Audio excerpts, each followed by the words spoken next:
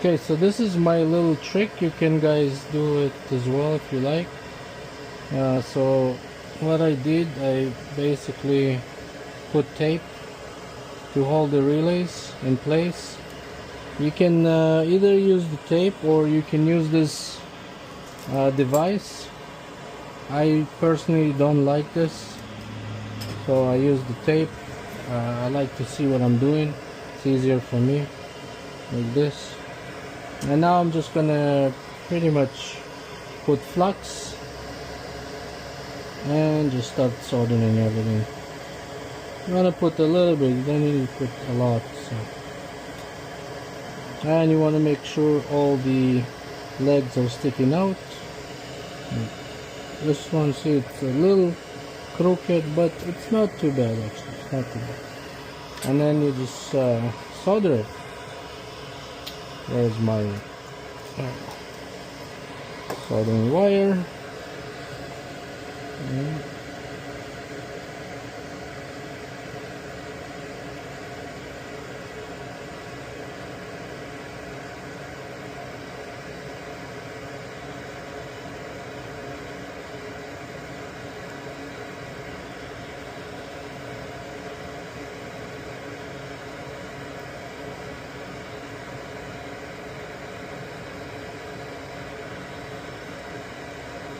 There you go.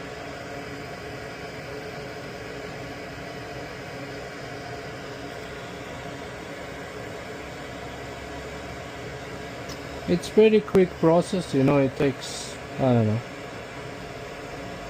less than a minute to do that. But you want to make sure all the legs are out. That way you're gonna have good contact. And now this one also has to come out. Now this is a little tricky, but I'll put some soldering and then I'll kind of hold it and push so it will stick out. Boom. See? There you go. All the relays are done on this side. Now I just have one left on the other side. And then that's it. Then I can do the 2 capacitors and it should be all good to go. So you put little flux. See, there was 2 legs are out, so you want to make sure they're in for sure.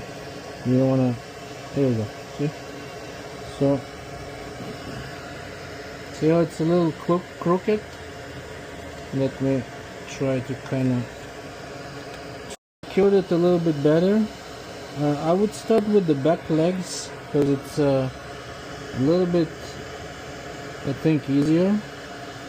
Done. So now I can move to this leg and then complete the other 2.